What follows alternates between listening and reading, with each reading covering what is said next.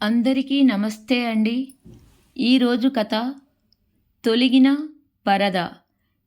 చివరి వరకు చూడండి.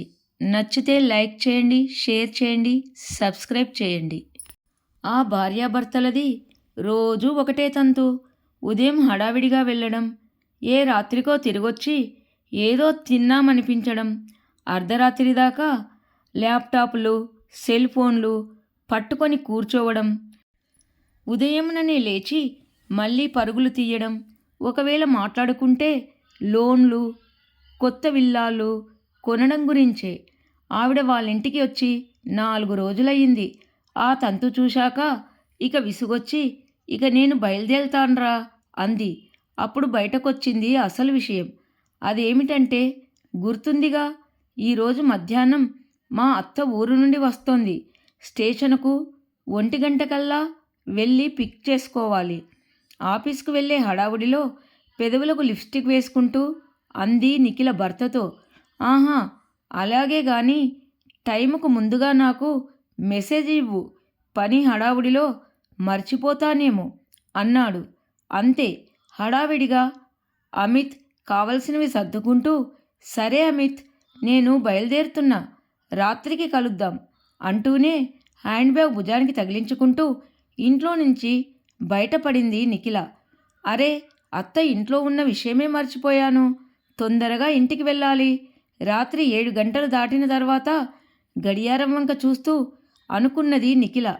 మధ్యాహ్నం అమిత్ తన మేనత్తని ఇంట్లో ఒంటరిగా వదిలి వచ్చిన విషయము అప్పుడే ఆమెకు గుర్తుకొచ్చింది.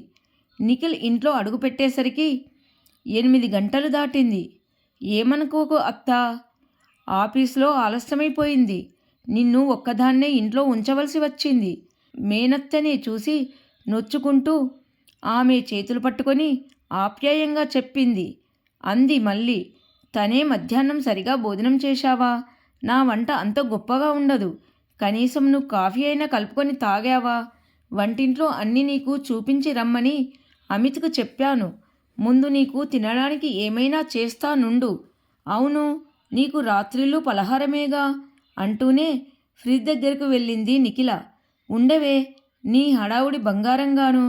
అబ్బాయి చూపించాడులే, కాఫీ తాగానులే, కానీ ఆఫీసులో అలసిపోయి వచ్చావు.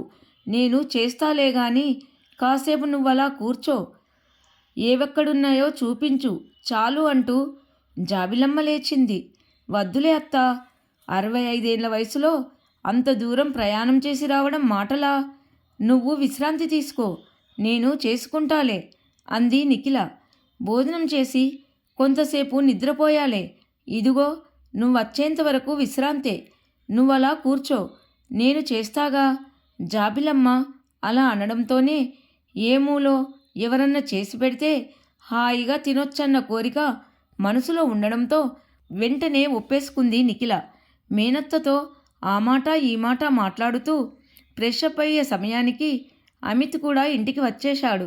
అలా ముగ్గురూ మాట్లాడుకుంటూ 10 గంటలకల్లా తినడం కానిచ్చేశారు. వంటిల్లు సర్దుకొని వచ్చింది నిఖిల. టీవీలో సీరియల్ చూస్తానడంతో మేనత్తకు కావలసిన ఛానల్ పెట్టి తను సెల్ ఫోన్ పట్టుకొని కూర్చున్నది నిఖిల. అప్పటికే అమిత్ ల్యాప్టాప్తో బిజీ అయిపోయాడు. సీరియల్ మధ్యలో వాణిజ్య ప్రకటనలు రావడంతో చూపు మరల్చిన జాబిలమ్మకు నిఖిల, అమిత్ ఇద్దరూ ఎవరి మానాన వాళ్ళు వాట్సాపు, ఇంటర్నెట్లో ఎవరి లోకంలో వాళ్ళు బిజీగా ఉండడం గమనించింది. కొంచెం సేపటికి సీరియల్ అయిపోయాక టీవీ ఆఫ్ చేసి నిద్రపోవడానికి తనకిచ్చిన గదిలోకి వెళ్ళిపోయింది జాబిలమ్మ. రాత్రి 11 గంటలకప్పుడు కూడా హాల్లో ఇంకా లైటు వెలుగుతూనే ఉండడంతో జాబిలమ్మ బయటకు వచ్చి చూసింది. నిఖిల, అమిత్ చెరొక ల్యాప్టాప్ తీసుకొని చూసుకుంటూ తమలో తామే నవ్వుకోవటం కనిపించింది. ఇంకా పడుకోకపోతే రేపెలా ఆఫీస్కి వెళ్తారా అని అనాలని నోటిదాకా వచ్చినా అనటం సరికాదనిపించి మౌనంగా తిరిగి తన గదిలోకి వెళ్ళిపోయింది. జాబిలమ్మకు ఉదయాన పెందరాలే నిద్రలేచే అలవాటు. 6 గంటలకల్లా మెలకువ వచ్చేసిందామెకు. నిఖిల్, అమిత్ గాఢ నిద్రలో ఉన్నట్టున్నారు. గది తలుపు వేసే ఉంది. వాకిట్లో ఉన్న పాల ప్యాకెట్ తెచ్చి కాఫీ కలుపుకొని తాగింది. స్నానం కానిచ్చి దేవుడి పూజ పూర్తి చేసేసరికి 8 గంటలయ్యింది. అప్పటికి నిఖిల వాళ్ళ గది తలుపు మూసే ఉండడంతో ఏం చేయాలో తోచలేదు జాబిలమ్మకు. ఇద్దరూ ఆఫీస్కు వెళ్ళాలి కదా, ఇంకా లేవకపోతే ఎలా అనుకున్నది. ఇంతవరకు వంట మొదలుపెట్టలేదు. పని మనిషి ఎప్పుడొస్తుందో తెలియదు. పోని తానే ఏమన్నా చేద్దామంటే తనకీ కొత్తే. ఆలోచనలతో మరో పావుగంట గడిచిపోయింది. నిఖిల అప్పుడే ఆవలించుకుంటూ నైట్ డ్రెస్తో గదిలోంచి బయటకు వస్తూ, పని మనిషి ఇంకా రాలేదా అత్తా అని అడిగింది. నేను అదే చూస్తున్నా. చొరబడి ఏమన్నా చేద్దామంటే నాకు ఇల్లు కొత్తాయే అంది. వస్తుందిలే, కంగారు పడకు అంది నిఖిల బ్రష్ మీద పేస్ట్ వేసుకుంటూ. బ్రష్ చేసుకోవటం అయిపోయేసరికి ఆమె కోసం కాఫీతో సిద్ధంగా ఉంది జాబిలమ్మ. కాఫీ తాగటం పూర్తయ్యాక అప్పటికి ఇంకా పని మనిషి రాకపోవడంతో కంగారు మొదలైంది నిఖిలలో. జాబిలమ్మ వంట చేస్తుంటే ఆమెకు సహాయం చేస్తూనే పని మనిషి కోసం మాటిమాటికి వాకిలి వైపు చూస్తుంది నిఖిల. వంట టిఫిన్ పూర్తి చేసేలోపే వచ్చింది పని మనిషి. ఆమె కేకలు వేస్తూ స్నానానికి వెళ్ళింది నిఖిల. ఈలోగా అమిత్ కూడా నిద్రలేచి ఆఫీస్కు వెళ్ళడానికి ఆలస్యమైపోతుందన్నట్టు హడావుడి పడడం మొదలుపెట్టాడు. 10 గంటలకల్లా అమిత్ నిఖిల దాదాపు పరిగెడుతున్నట్టే ఆఫీసులకు వెళ్ళిపోయారు. జాబిలమ్మ మళ్ళీ ఇంట్లో ఒంటరిగా మిగిలిపోయింది. రాత్రి 8 కల్లా జాబిలమ్మ వేడిగా బజ్జీలు సిద్ధం చేసి ఉంచింది. నిఖిల ఇంటికి రావడంతోనే ఆకలిగా ఉందని గబగబా బజ్జీలు తినేసి మేనత్తతో మాట్లాడుతూ కూర్చుంది. అమిత్ వచ్చేసరికి 9 దాటింది. ఇక 10 అయితేనే గాని భోజనాలు పూర్తవ్వలేదు. ముందు రోజులాగానే జాబిలమ్మ టీవీ చూసింది.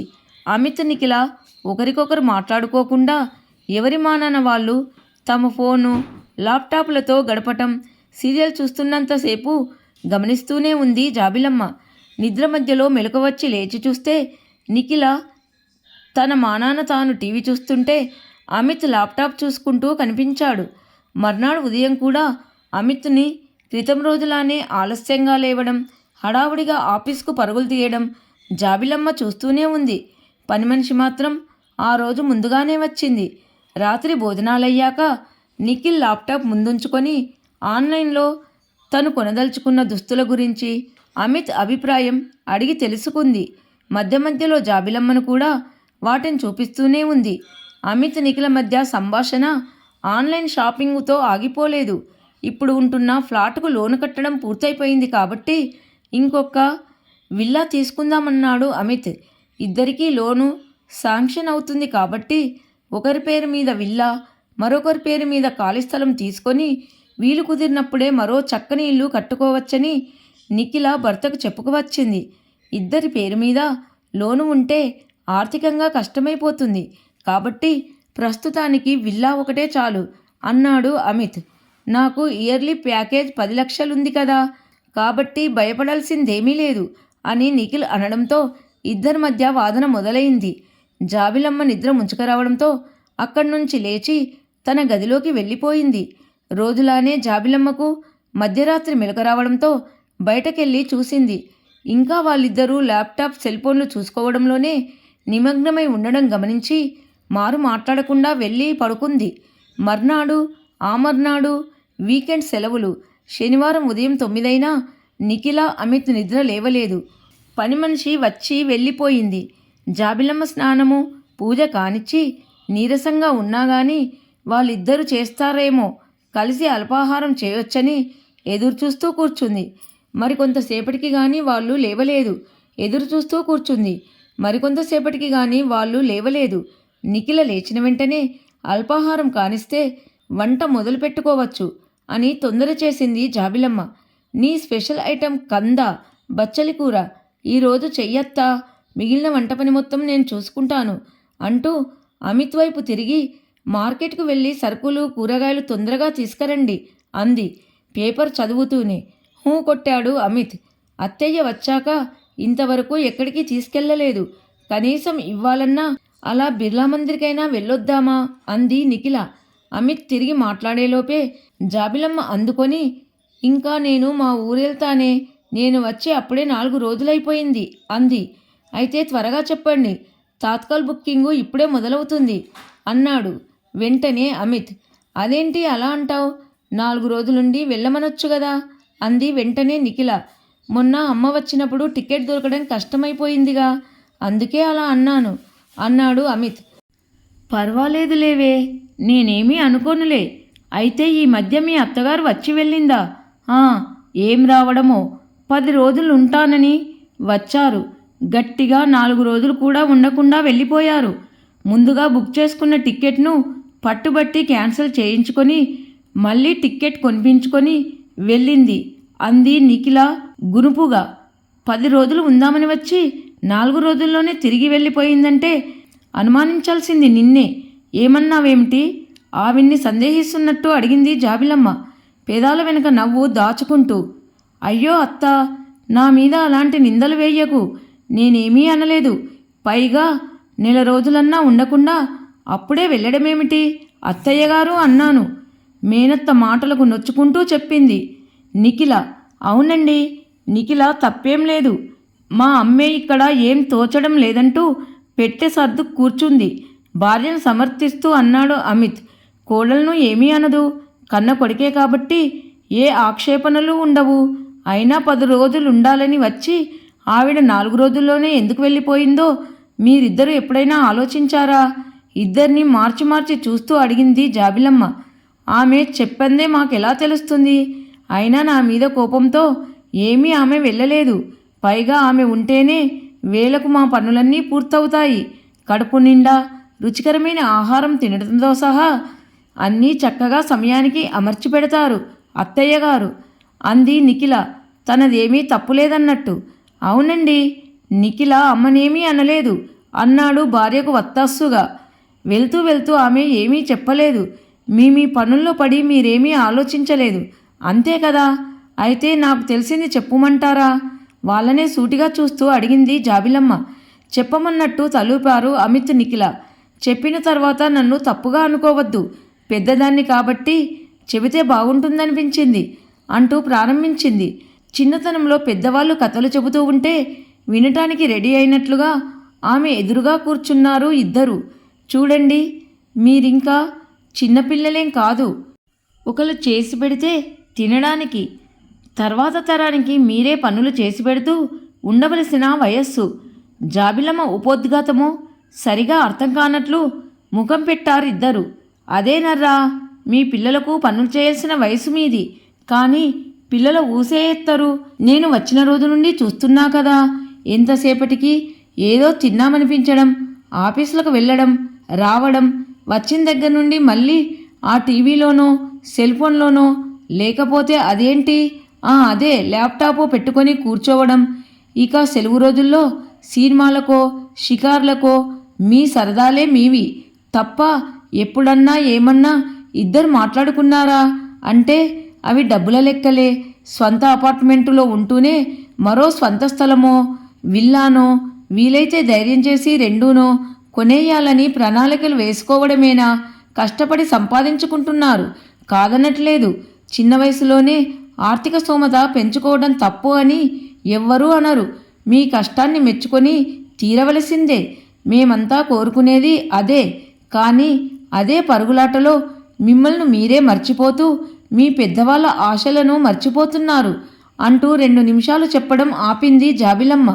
తన మాటలు వాళ్ళ బుర్రలకు ఎక్కుతున్నాయా లేవా అన్నట్టు చూసింది. జాబిలమ్మ మాటల్ని వాళ్ళిద్దరూ శ్రద్ధగానే వింటున్నట్టు అనిపించడంతో మళ్ళీ చెప్పడం మొదలుపెట్టింది. ఈసారి ఇంకాస్త స్వరం పెంచి, అదే, ఎన్ని ఇండ్లు కట్టినా ఆ ఇంట్లో ఆడి పాడే పిల్లలేరి? వాళ్ళు ఉంటేనే కదా ఇంటికి అందము, ఇంట్లో ఆనందము. పిల్లలు ఊసేయెత్తరు మీరు. 10 రోజులు ఉండాలని వచ్చిన అత్తగారు 4 రోజుల్లోనే ఎందుకు వెళ్ళిపోయిందో మీకు అర్థం కాలేదా? వాళ్ళకి ఇక్కడ ఏం తోస్తుందని ఉంటారు చెప్పండి? పొద్దస్తమానము మీకు కావలసినవి చేసిపెట్టి మీ ఇంటికి కుక్క కాపలాగా వచ్చేది. వాళ్ళకి వాళ్ళ కొడుకు ఎన్ని ఆస్తులు కూడబెట్టాడు అనే దానికన్నా కొడుకు రక్తం పంచుకొని పుట్టిన వారసుల్ని చూస్తూనే ఎక్కువ ఆనందపడతారు. అదే నిజమైన సంపదగా భావిస్తారు. అంతేగాని మీకు సంపద ఎంత ఉన్నా అందులోంచి మీ పైసా ఆశించరు. నేను చెప్పింది మీకు సరిగానే అర్థమైందనుకుంటా. ఇద్దరూ కన్నార్పకుండా ఆమెనే చూస్తున్నారు. మీరా ప్రొద్దున పోయి రాత్రికి వస్తారు. పగలంతా ఒంటరిగా బిక్కుబిక్కుమంటూ ఈ ఇంట్లో పడి ఉండేదానికంటే అదే ఇంట్లో పిల్లలుంటే ఎన్ని రోజులైనా ఆనందంగా కాలక్షేపం చేస్తారు. అయినా నిఖిల, ఇప్పుడు నీ వయసెంత? నాకు తెలిసినంతవరకు నీకు 30 దాటినాయి. ఇంకా నీకు పిల్లల గురించి ఆలోచనే లేదు. ఇప్పటికైనా ఆ విషయం మీద దృష్టి పెట్టకపోతే ఎలా? ఎంతసేపు ఆస్తులు రెట్టింపు చేసుకోవటం మీదేనా ఆలోచనలన్నీ? మీ తల్లిదండ్రులకు మీరు సరైన వయసులో పుట్టారు కాబట్టే వాళ్ళు మీ అవసరాలన్నీ చూడడానికి సిద్ధంగా ఉన్నారు. అయినా నీకు అమ్మ ఉంటే ఇలా చెప్పవలసిన అవసరం నాకు వచ్చేదే కాదు. అలాంటివన్నీ అమ్మే చూసుకునేది అంటూ నిఖిల వంకే చూస్తూ ఆమె చేతిలో చెయ్యి వేసింది అనునయంగా జాబిలమ్మ. మాకు పిల్లలు లేరని మా అత్తగారు ఎప్పుడూ ఏమీ అనలేదత్తా అంటూ ఆగింది నిఖిల. ఏమంటుందే? ఈ రోజుల్లో కోడళ్లతో ఏం మాట్లాడాలన్నా 100 సార్లు ఆలోచించుకోవలసి వస్తుంది అత్తలకు. ఒకటి మాట్లాడితే తక్కువ, 2 మాట్లాడితే ఎక్కువ. అది వదిలేసి కోడలు గదా అని చొరవ తీసుకొని ఓ మాట అన్నదే అనుకో, తర్వాత నువ్వు ఏం కొంటె కూతలు కూస్తావోనని ముందే భయం. అందుకే నోరు కట్టేసుకుంటున్నారు. అయినా మీ అత్తగారు మొన్నీ మధ్య రాజమండ్రిలో ఓ పెళ్లిలో కలిసి మాటల్లో బామను కాలేకపోయానని బాధపడింది. వాళ్ళు పెద్దవాళ్ళయ్యారు. మనవడినో మనవరాలినో ఎత్తుకోవాలనే ఆరాటం ఉంటుంది. అయినా ఈ రోజుల్లో మీ వయసు వాళ్ళంతా సంపాదనే ధ్యేయంగా డబ్బు వెంటే పరుగులు పెడుతూ ఆనక డాక్టర్ల చుట్టూ తిరుగుతున్నారు. చేతులు కాలిన తర్వాత ఆకులు పట్టుకున్న చందంలా. ఏం పిల్లలో ఏం కాలమో ఒక్క నిట్టూర్పు విడిచింది జాబిలమ్మ. కొద్ది నిమిషాల పాటు ముగ్గురి నడుమ నిశ్శబ్దము. నన్నే చూడండి, నా మనవడికి కొడుకో కూతురో పుడితే మురుసుకుంటూ వెళ్ళి వాళ్ళ అవసరాలు చూసేందుకు సిద్ధంగా ఉన్నా. అయినా ఈ కాలం పిల్లలు వాళ్ళ తర్వాత తరాన్ని చూడటానికే ఇలా తాత్సర్యం చేస్తుంటే ఆ తర్వాత తరం వాళ్ళు దాన్ని ఏ వయసులో చూస్తారో తనలో తానే అనుకుంటూ కష్టంగా అక్కడి నుండి కదిలింది. పిల్లలు పెద్దదాన్ని. నా మాటలు మీకు చాదస్తంగా అనిపించినా ఏదో చెప్పక తప్పలేదు. అందుకే చెప్పాను. తప్పుగా అనిపించినా సరే నేను చెప్పిన విషయాలను గురించి నేను వెళ్ళిన తర్వాతైనా ఆలోచన చేయండి అంది అభ్యర్థనగా. వెంటనే నిఖిల్ అమితులు జాబిలమ్మ 2 చేతులు చెరోవైపు పట్టుకున్నారు. ఆమెను అనునయిస్తున్నట్టుగా. భలేదానివత్త, నా చిన్నతనము నుండి నువ్వు నాకు ఎన్నో విషయాల్లో దిశానిర్దేశనం చేసిన దానివి. అలాగే ఇప్పుడు ఎప్పుడు నీ మాట నాకు శిరోధార్యమే. నా విషయంలో నీకా స్వాతంత్రం ఎప్పుడూ ఉంటుంది. సంపాదనే లక్ష్యంగా మేము కొన్ని ముఖ్యమైన విషయాల్ని నిర్లక్ష్యం చేసిన మాట నిజమే. సరైన సమయంలో సరైన సలహా ఇచ్చిన నిన్ను తప్పుగా ఏనాటికి అనుకోము. పైపెచ్చు కృతజ్ఞతలు చెప్పుకుంటాము అంది ఆనందంగా నిఖిల. ఈసారి మా అత్తగారు వస్తే తప్పకుండా ఓ పిల్లాడో నానమ్మ తాతయ్యల్ని ఇక్కడి నుంచి కదలనీయకుండా కట్టిపడేయటం ఖాయం. అమిత్ కళ్ళతోనే భార్య మాటలకు ఒత్తాసు పలికాడు. ఈ వీడియో మీకు నచ్చినట్లయితే తప్పకుండా లైక్ చేయండి, సబ్స్క్రైబ్ చేయండి. అందరికీ ధన్యవాదములు.